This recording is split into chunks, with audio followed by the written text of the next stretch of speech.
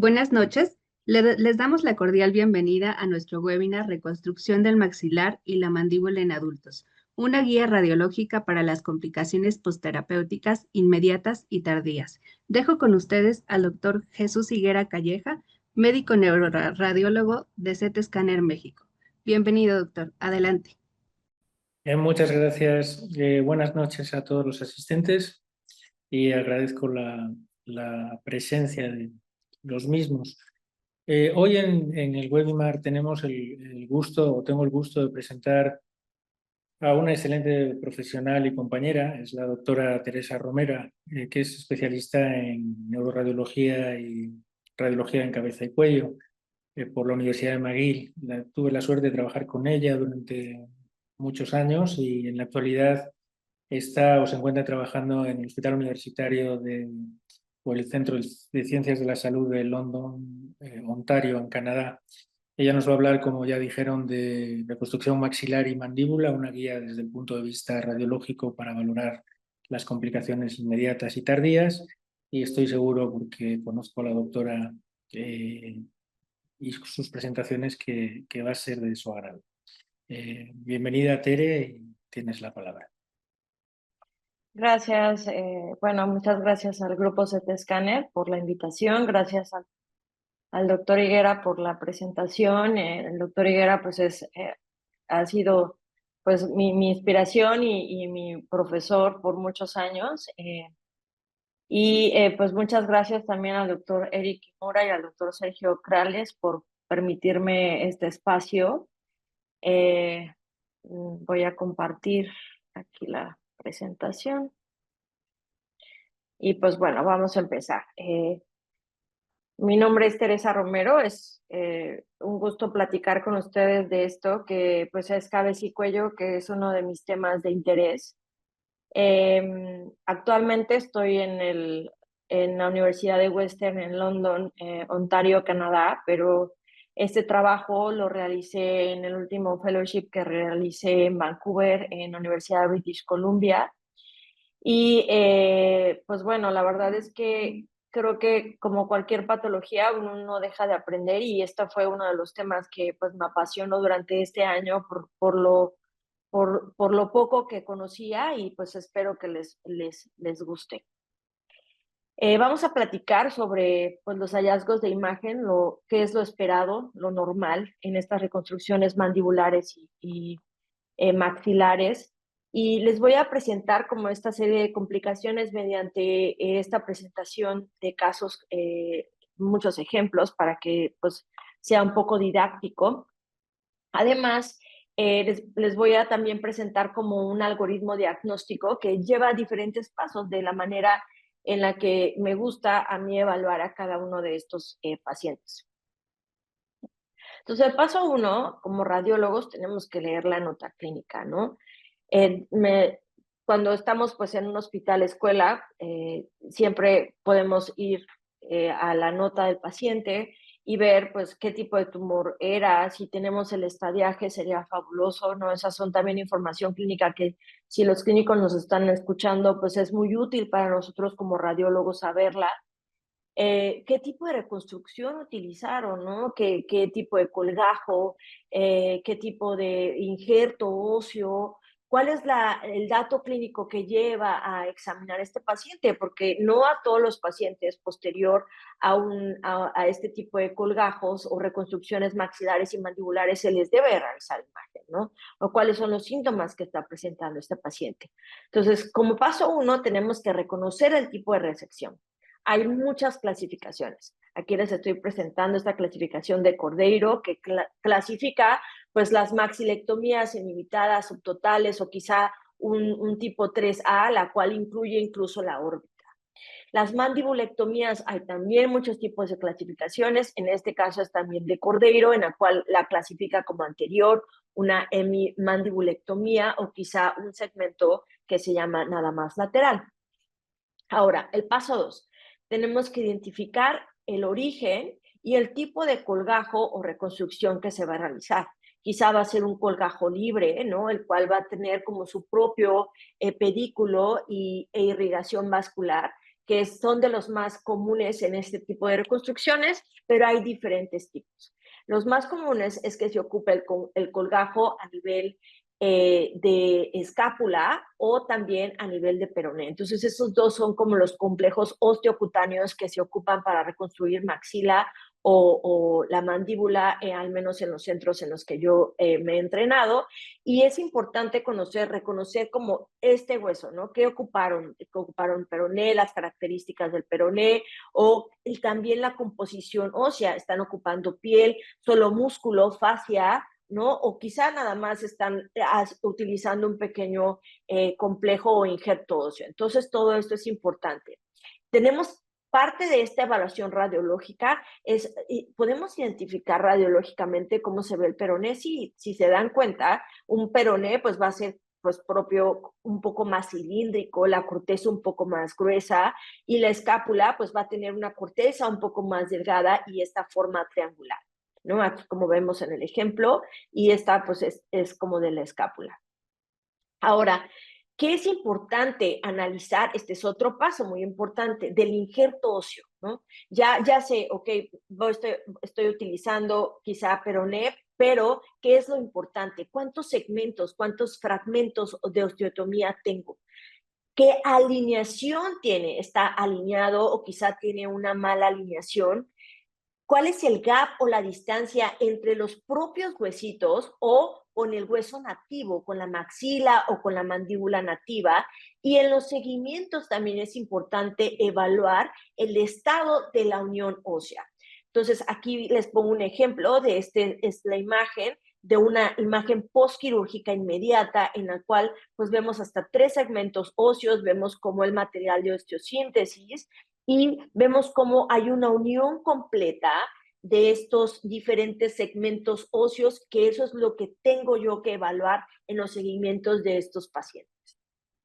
Ahora, para dividir y hacer un poco más didáctica esta plática, vamos a dividir las complicaciones en complicaciones tempranas y complicaciones tardías.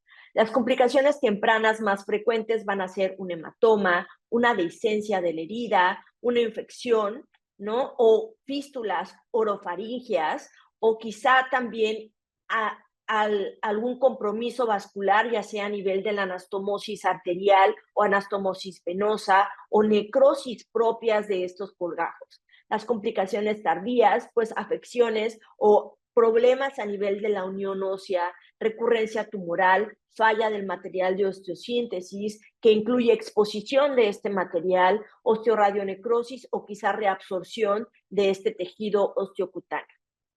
Ok, entonces empezamos con la presentación de casos. Este es un paciente con un carcinoma en la región infratemporal. Se lleva a cabo una maxilectomía derecha y además una mandibulectomía en la cual se ocupa una reconstrucción de un colgajo libre de escápula. Entonces, de nuevo, recordamos ese algoritmo, ¿no? que les dije. Tengo que evaluar los segmentos óseos, qué tan alineados están, la distancia con el hueso nativo a nivel de la mandíbula y además los tejidos blandos, porque recuerden que también tiene como ese componente de tejidos blandos este colgajo osteocutáneo, ¿no? Entonces aquí vemos un gran hematoma que tiene pues este componente como heterogéneo de diferentes densidades, tiene además enfisema subcutáneo, ¿no? Como hay efecto de masa sobre las estructuras adyacentes que incluso se extiende hacia la región cervical posterior. Entonces, los hematomas representan unas complicaciones frecuentes del 11 al 30%. El reconocimiento, pues, es temprano, pues, es crucial. Realmente, esto lo detectan los clínicos primariamente y solamente nos van a pedir una imagen cuando sean extensos, como en este caso, o sospechen quizá pues invasión o extensión a la vía o problema de vía aérea, que haya alguna obstrucción o efecto de masa, o quizá también estén evaluando alguna otra complicación como un sangrado activo, que ahorita les voy a mencionar, porque estos casos se tienen que evaluar con unas angiotomografías, que también es importante recordarlo porque es parte de la evaluación de este tipo, ¿no? Entonces, una vez que tengamos pues el hematoma, los pacientes habitualmente ya sea seguimiento de acuerdo al tamaño o quizá tengan que ir a cirugía para poder salvar este tejido o este flap. Ahora, este es un caso igual con un carcinoma de la maxila en el lado izquierdo, en el cual vemos cómo están adecuadamente alineados estos segmentos óseos, ¿no? Con la maxila también nativa, hay un poco de distancia. Sin embargo, la alineación es muy buena y recordemos que pues, es un estudio inmediato posquirúrgico. Todavía tiene oportunidad a que aquí se va a realizar, va a formar estos callos óseos y pues va a tener una unión adecuada. Entonces vemos extravasación de material de contraste, este es pues a nivel de la anastomosis arterial, que son mis focos que yo tengo que buscar, dónde están estas anastomosis para poder buscar estos sangrados, y este es el mismo caso, un seguimiento en el cual hay un pseudoaneurisma, una extravasación de material de contraste a nivel de la anastomosis arterial, y vemos además cómo tiene una disminución del calibre de la arteria, ¿no? A nivel del pedículo que se ocupó para esta anastomosis. Entonces, todo eso es importante porque además estoy viendo que va a estar hipoperfundido, además que como complicación tiene un sangrado activo.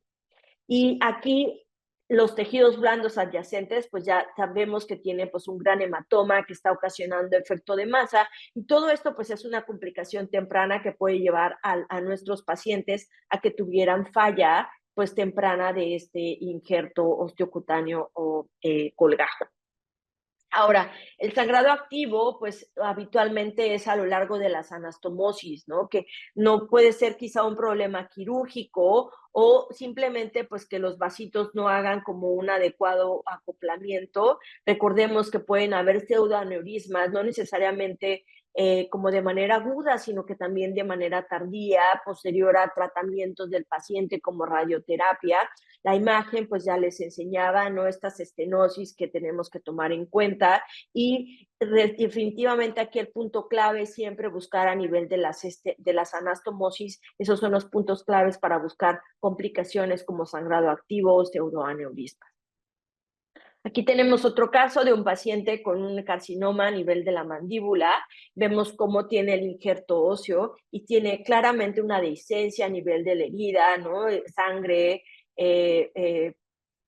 cómo tiene el material quirúrgico, las grapas que se extienden del lado derecho, pero aquí lo importante es qué tanto se extiende y lo asociado, que en este caso, además de la dehiscencia, tiene asociación con un gran hematoma que se está pues colectando y que tenemos que darle seguimiento para ver si no hay una infección.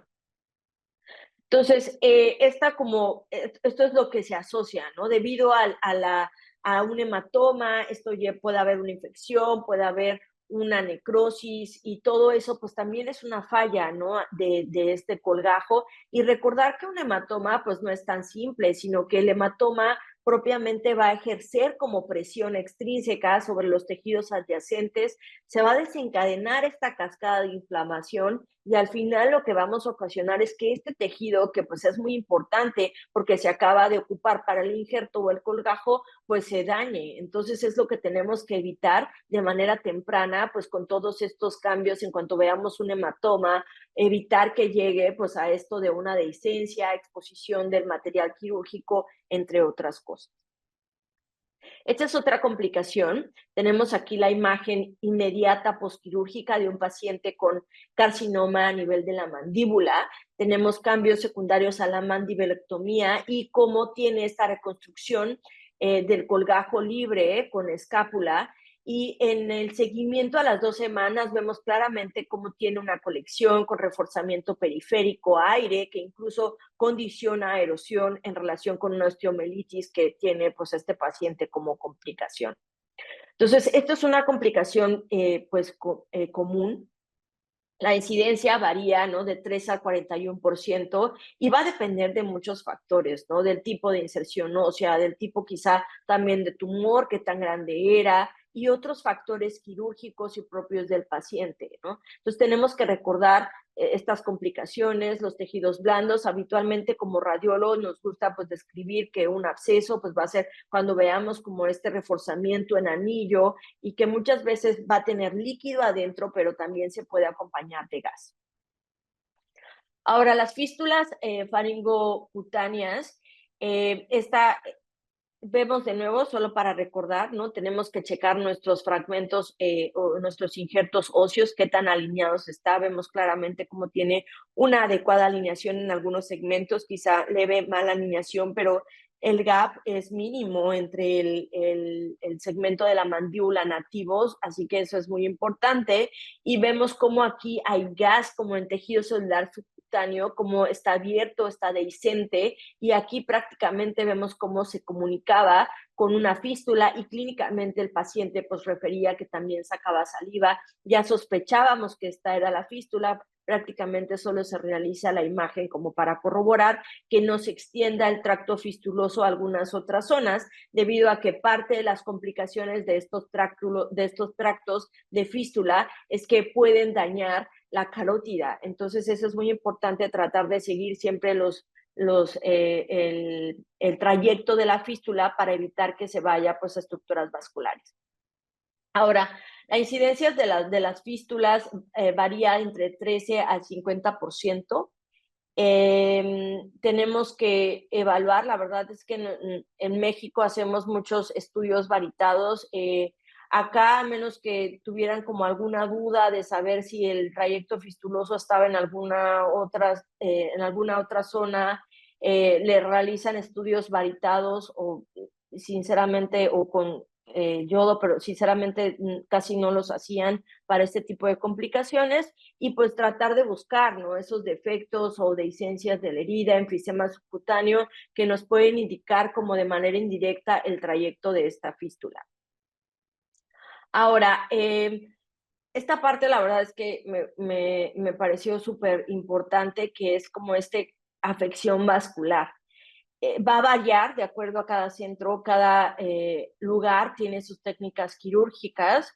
Aquí, pues bueno, recordemos que tenemos que evaluar los injertos óseos, ya lo sabemos, el gap, la alineación, y parte de la evaluación que también es importante son las anastomosis. No solo las anastomosis arteriales, sino las anastomosis venosas. Y aquí, por ejemplo, en donde estaba en Vancouver, en el Hospital General de Vancouver, a las anastomosis venosas ocupaban estos como les decían, instrumentos de acoplamiento, ¿no?, los cuales eran como estos anillos, son estos anillos metálicos en los cuales nos guiaba de manera radiológica, además de la anatomía, pues dónde estaban las diferentes anastomosis venosas. Y también nos gustaba como irnos a leer, mira, hicieron dos anastomosis venosas, entonces las tratábamos de correlacionar con la imagen, y en este caso vemos claramente cómo debería de tener material de contraste, y vemos cómo hay trombosis a nivel de esta anastomosis venosa,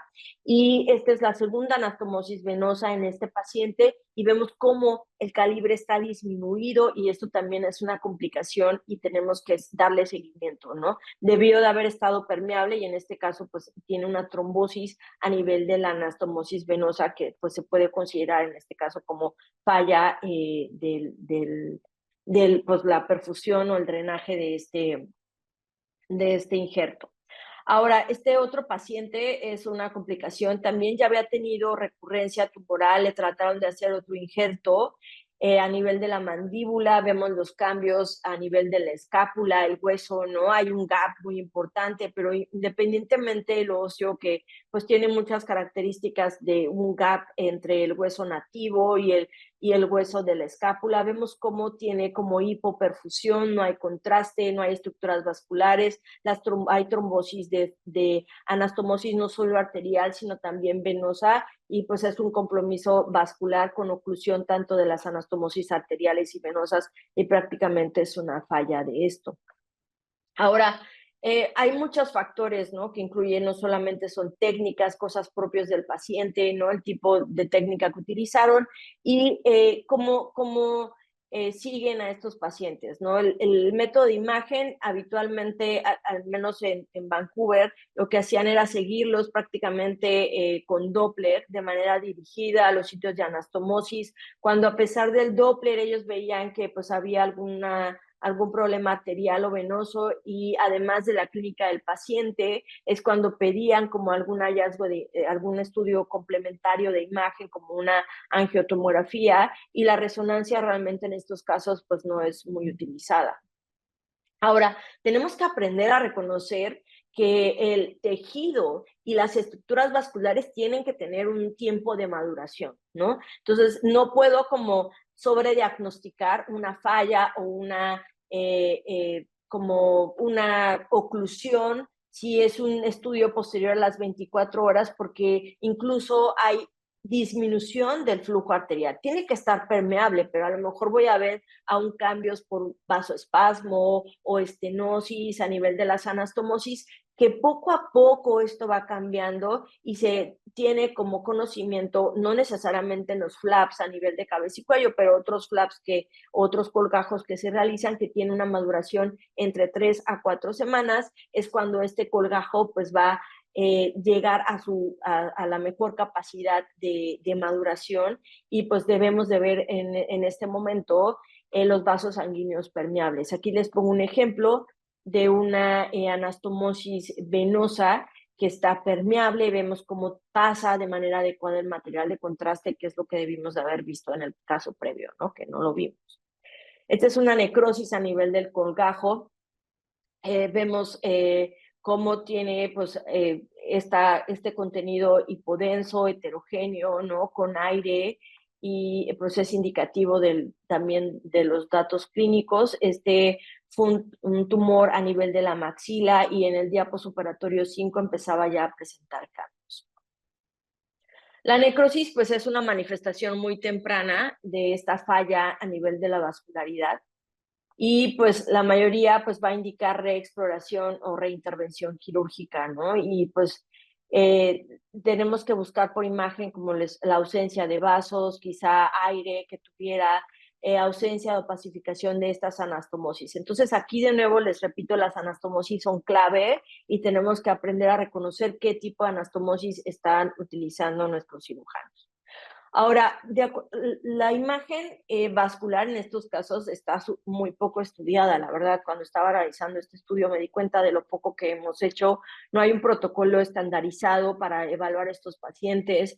Nosotros estábamos como empezando a realizar estos protocolos bifásicos para en un solo momento lograr ver tanto la fase arterial como la vena. Entonces hacíamos dobles inyecciones a los pacientes, o en algunos casos que sospechábamos que tuviera alguna estenosis muy importante, pues quizá poder realizar una fase un poco más tardía para ver si es solamente flujo lento y no necesariamente que estuviera alguna trombosis, ¿no?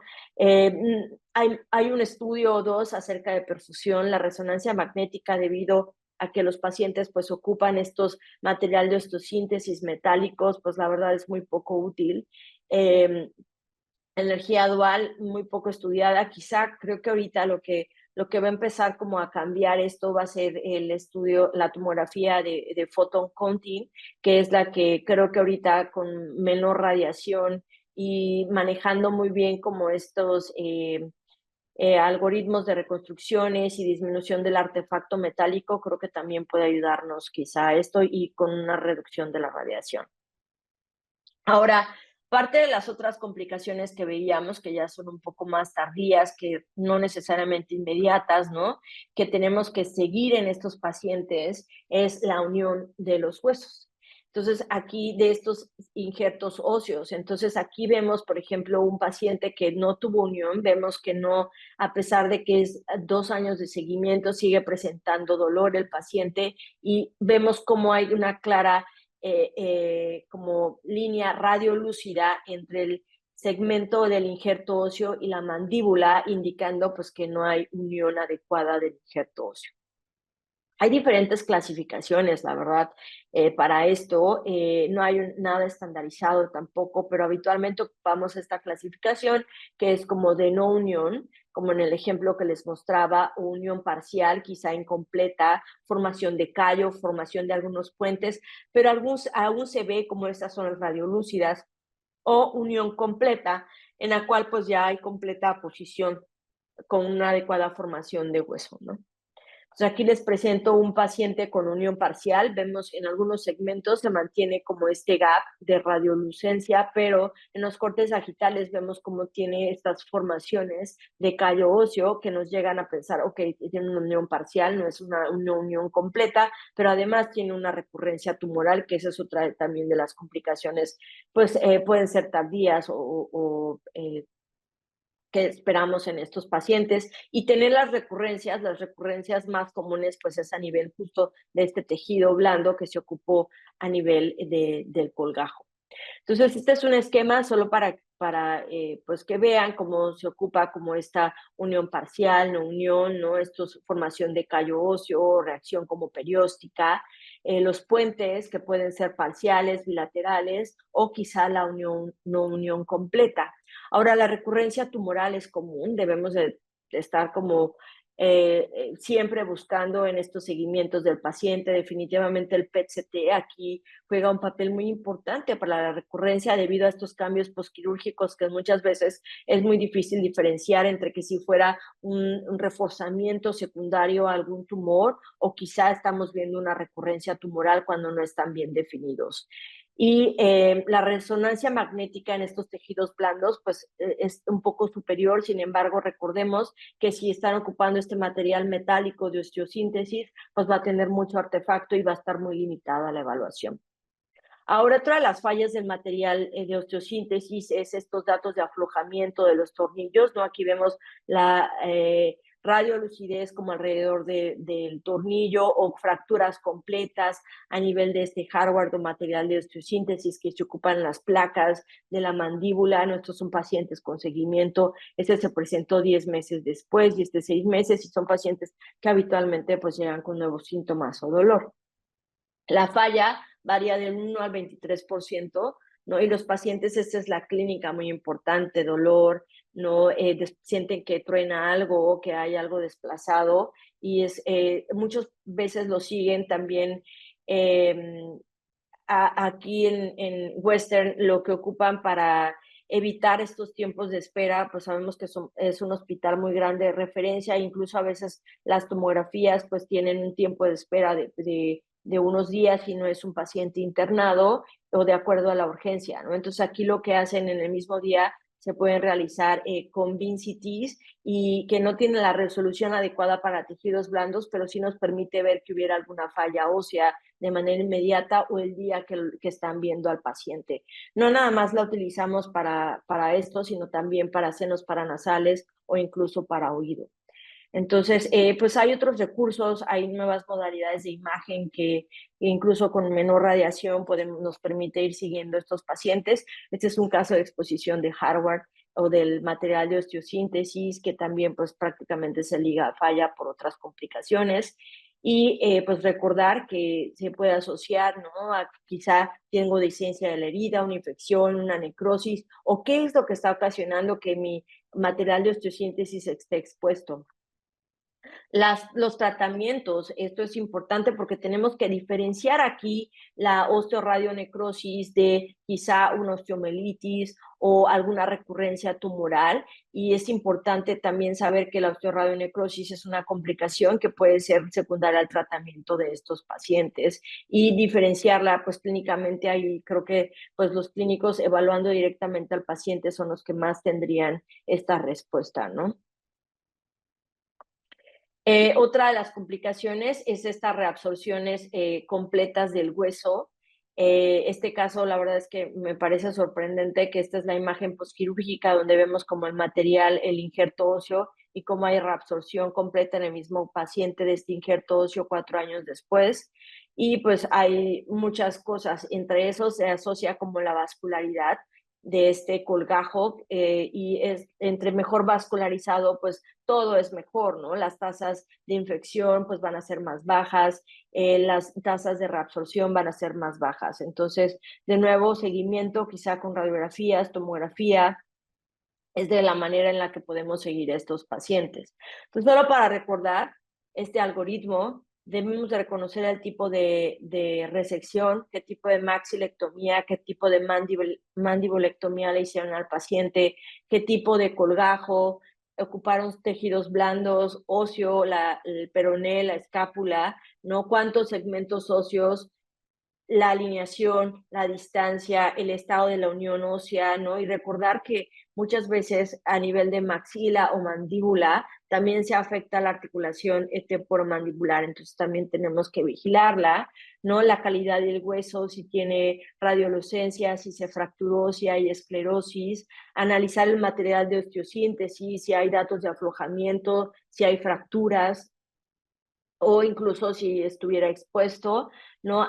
Recordemos los tejidos blandos, las anastomosis, ¿no? Ver si hay gas, si hay hematomas, si hay abscesos, la permeabilidad de estas anastomosis, como les mostraba en los ejemplos, anastomosis venosas, anastomosis arterial, los pedículos venosos son muy importantes, y analizar también, pues, si podemos ver algo más en los tejidos blandos como dehiscencias o estos trayectos fistulosos. Entonces, ya para concluir, pues tenemos que estas complicaciones de las reconstrucciones de la mandíbula y de la maxila, pues pueden ser divididos en dos categorías, que son complicaciones inmediatas y tardías. Las complicaciones inmediatas, como vimos en los ejemplos, pueden ser hematomas, hemorragias, dehiscencias de herida, infecciones, fístulas o compromiso vascular de las anastomosis o necrosis. Las complicaciones tardías pues pueden variar de acuerdo al tratamiento del paciente. Por ejemplo, si tuviera quimio, radioterapia, incluyen pues las afecciones a nivel de la unión ósea, ya sea parcial o no hay unión, ¿no? Las fallas del material de osteosíntesis, la recurrencia tumoral, radionecrosis o incluso la reabsorción de estos colgajos o osteocutáneos a nivel del colgajo. Y pues recordemos este algoritmo, que espero que haya sido de su utilidad para tratar de pues evitar que no se nos escape pues todas estas complicaciones. De nuevo agradezco mucho a la doctora Farana Savic, porque ella es la que pues me introdujo a este tema, que son las complicaciones de la maxila y pues de las reconstrucciones en este tipo de colgajos, y pues ella es la que tiene muchísima experiencia en esto, y le agradezco pues haberme incluido en este trabajo, y pues muchas gracias. Si tienen alguna pregunta, pues quedo atenta. Muchas gracias, Tere. Excelente presentación, como presuponíamos en un inicio. Pues, muy interesante, porque sobre todo para la gente que no manejamos este tipo de patología, cirugía o complicaciones, pues una vez más, gracias por tu revisión y por tu presentación, como siempre, bonita y clara y excelente, o sea, en una palabra, ¿no? Vamos a Gracias. pasar al módulo de preguntas, pero antes del módulo de preguntas, me gustaría que la gente respondiera a una breve encuesta que les va a aparecer en su pantalla, y que pues si tienen alguna pregunta que hacerle a la doctora, con mucho gusto seguro que nos la va a resolver. Muy bien, tenemos una pregunta, Tere. Hola, buenas tardes, doctora. Para la toma de tomografía computada, ¿con cuánto tiempo le da para que quede bien la fase arterial y venosa? Sí, pues va a variar mucho de acuerdo al equipo. La verdad es que es lo que encontramos incluso entre cada paciente. Yo creo que hay lo más importante, pero le dábamos como entre 40 y 50 segundos. Estábamos intentando mejorar la técnica, porque siempre o te queda muy arterial o muy venosa y perdías una. Hay unas nuevas como protocolos que todavía no alcanzamos a como estandarizar, pero que realizaban como doble inyección para poder valorar en una misma fase pues lo arterial y lo venoso. Entonces también esa es la otra técnica que se empieza a utilizar, y más en este tipo de como reconstrucciones vasculares, en la cual no solo tenemos que seguir como la adecuada perfusión de tejidos blandos, porque pues a diferencia de cuando vemos una angiotomografía, no me interesa que quede muy arterial, me interesa también ver la perfusión de los tejidos. Entonces, si lo hacíamos muy temprano, el contraste a nivel de los tejidos blandos pues no se alcanzaba a ver o a absorber. Entonces, por eso quizá es lo que hacíamos como estas dobles inyecciones. Pero creo que como con una, le llamábamos como arterial un poquito tardía, de acuerdo al equipo que tengan, se puede realizar y es adecuado. Sí, yo igual ampliaría un poquito la pregunta en el sentido de más que qué tiempo si utilizas el Smart Prep o en dónde lo colocan, ¿no? Porque a veces es importante el saber si hay que hacerlo con Smart y colocarlo en alguna región en específico, ¿no? Porque Sí. tenemos o hemos tenido esos problemas en carótida y en otros vasos, pero claro, aquí estás valorando la complicación de una cirugía, ¿no? Entonces, como nos has explicado la parte de esa cuarta, quinta del algoritmo vascular, que es importante y desde la experiencia de la doctora y de tu grupo, ¿cómo lo manejan? O sea, Pues dependía mucho también de la duda del clínico. Por ejemplo, si ellos bajaban al paciente y tenían alguna duda de específicamente la anastomosis, ahí sí hacíamos incluso con el Smart Prep o una angiotomografía dedicada, ¿no? Pero la verdad es que no es como tan especial como una angiotomografía. O sea, aquí, porque también no queremos perder como lo de la anastomosis venosa. Entonces era más como un tipo de tomografía de cuello venoso y con eso nos permitía ver, la verdad es que la anastomosis tanto arterial como venosa. Yo diría que más como un cuello venoso, más como una angio. Así es como tratamos, y en el Smart Prep, realmente. Algún caso nada más que en el que nos quedó duda, como con un cuello venoso, es que hicimos una dedicada, una angiotomografía, y le hicimos como alguna un poquito más tardía, pero sin Smart Prep la verdad es que no hacíamos. Sí. oye, y otra pregunta, de todos estos, ¿algunos pasan a angiografía digital? Es un poquito, yo no No, sé pues cómo lo justo voy. platicábamos eso, porque incluso podría como valorarse la anastomosis o incluso salvarse, porque si estuviera trombosada, se podría salvar si estuviera con una trombectomía dirigida. Sí. No son complicaciones tan comunes, la verdad. O sea, cuando les pasaban estas complicaciones, lo que hacen es entrar de nuevo a cirugía y rehacer las anastomosis. De acuerdo. No sé Ujú. si hay más preguntas, algo que se quede en el tintero. Pues parece que lo dejaste todo bien claro. Gracias. Es que la plática, te digo, bueno, no es por insistir, pero es muy bonita y como siempre lo haces todo muy aparentemente fácil, con una muy buena revisión. Felicidades, Tere. Por Gracias. eso te echamos tanto de menos aquí en México, ¿sí? Gracias, Es doctor. una Yo también excelente los extraño radiólogo mucho. de neuro y cabeza y cuello. Y pues paso a la organizadora, la dirección de la finalización de la plática. A ver.